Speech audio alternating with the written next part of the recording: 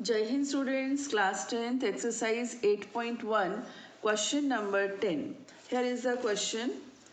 Triangle P Q R में जिसका कोण Q समकोण है P R plus Q R is equal to 25 centimetre और पी क्यू 5 सेंटीमीटर है। Sine P, cos P and tan P और टेन पी के मान ज्ञात कीजिए।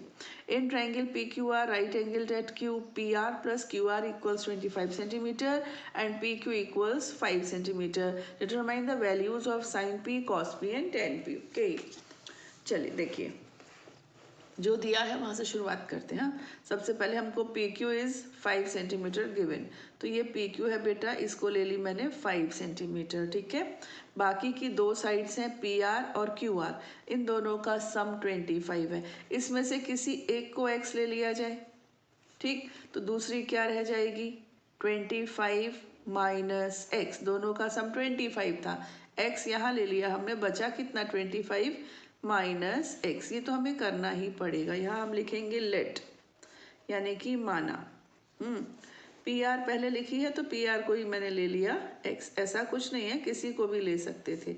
देन तब आपकी क्यू आर क्या होगी, ये होगी 25 माइनस एक्स, ये अपनी प्रिपरेशन हो गई। हाँ, अब अपनी आ जाएगी Pythagoras theorem. Using Pythagoras theorem, Pythagoras प्रमेय द्वारा क्या होगा, ये होगा P R square is equal to R Q square plus P Q square. ठीक है, तो पी आर बच्चों कितनी है एक्स, है ना, और आर क्यू या क्यू आर एक ही बात होती है, तो ये कितनी है 25 माइनस एक्स, है ना, और पी क्यू तो 5 गिवन ही है, 5 स्क्वायर सॉल्व करते हैं। एक्स स्क्वायर ये होगा बेटा ए माइनस बी होल स्क्वायर का फॉर्मूला, है ना, ए माइनस बी पूर्ण वर्ग। तो 25 का स्क्वायर हो जाएगा 625 माइनस ये हो जाएगा 50x, फिर ये हो जाएगा एक्स स्क्वायर, ए माइनस बी होल स्क्वायर की तरह से आप इसको ओपन कर लेना 25। ठीक है, अब देखो तो एक्स स्क्वायर से एक्स स्क्वायर कैंसिल हो गया, यहाँ रह गया 0, और 625 और 25 को जोड़ दीजिए, हो जाएगा 650 माइनस 50x, तो 50x is equal to 650, x is equal to 650 upon 50, 0 से 0 कैंसिल 13, तो बच्चों x आ गया है 13, x का मतलब पी आर आ गई है 13 सेंटीमीटर, और फिर क्यू आर हो जाएगी 25 minus 13 that is 12 centimetre. Got it. बस अब क्या है, अब शुरू हो जाओ अपना रेशोज जमाना। ये आ चुकी है 13 सेंटीमीटर और ये बन चुकी है 12 सेंटीमीटर, है ना। हमसे पूछ रहे हैं sine P, cos P, tan P, यहीं पर लेती हूँ। साइन पी होता है परपेंडिकुलर अपॉन हाइपोटेन्यूस, यानी कि लंब बटे कर्ण। लंब है आर क्यू, कर्ण है आर पी, यानी कि 12 अपॉन 13। इसके बाद कॉस पी होता है बेस अपॉन हाइपोटेन्यूस, यानी कि आधार बटे कर्ण। तो आधार है क्यू पी और कर्ण है पी आर, यानी कि 5 अपॉन 13।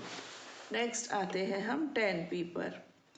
10 पी होता है लंब बटे आधार, यानी कि परपेंडिकुलर अपॉन बेस। नाम बोले तो R Q upon Q P. R Q है 12 और क्यू पी है 5, आंसर। ठीक, इस तरह से हमारा क्वेश्चन 10 समाप्त हुआ। अब जो क्वेश्चन 11 है उसमें हमें ट्रू फॉल्स बताने हैं। State whether the following are true और फॉल्स, जस्टिफाई योर आंसर। बताइए कि निम्नलिखित कथन सत्य है या असत्य है, कारण सहित अपने उत्तर की पुष्टि कीजिए। बेटा जब सत्य होता है ना तब कोई कारण नहीं देते हैं, असत्य होता है तब देते हैं। पहला है the value of tan a is always less than 1। tan a का मान सदैव 1 से कम होता है।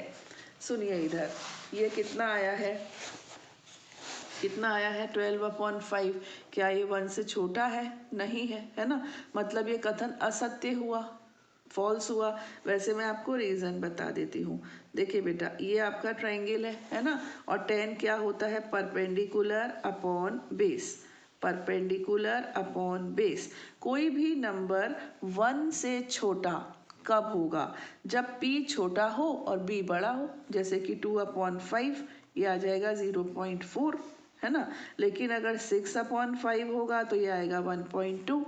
तो जब न्यूमरेटर छोटा होगा, ये बड़ा होगा, तब ये 1 से छोटा आएगा। ये छोटा है, ये बड़ा है, तो 1 से बड़ा आएगा। हाँ, अब बताओ, ये परपेंडिकुलर है, ये ऊपर रहता है, ये बेस है, ये नीचे रहता है। तो कोई ज़रूरी है क्या परपेंडिकुलर छोटा हो और बेस बड़ा हो? ऐसा कोई ज़रूरी नहीं है। परपेंडिकुलर बड़ा और बेस छोटा, यानी ट्रायंगल की शेप ऐसी भी हो सकती है और ऐसी भी हो सकती है, दोनों तरह से हो सकती है।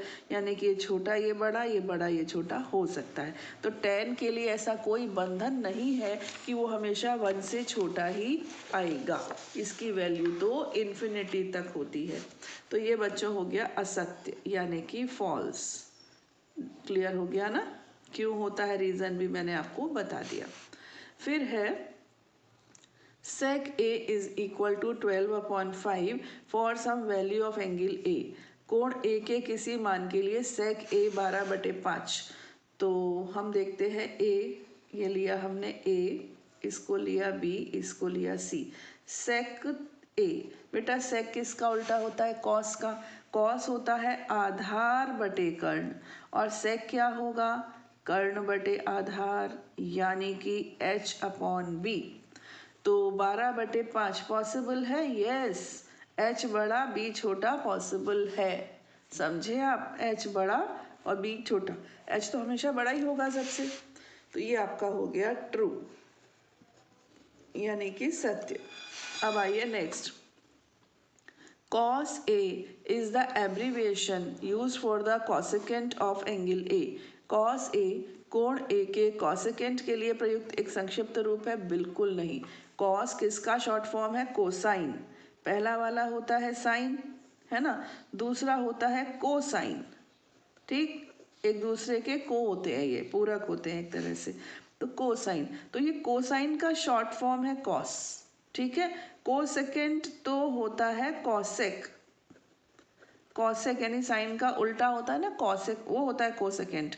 ये कॉस जो होता है बेटा, ये कोसाइन का शॉर्ट फॉर्म है, तो ये फॉल्स हो गया। रीज़न भी मैंने आपको समझा दिया। ये कोसाइन का शॉर्ट फॉर्म है, कोसेकेंट का नहीं। कोसेकेंट का शॉर्ट फॉर्म कॉसेक होता है।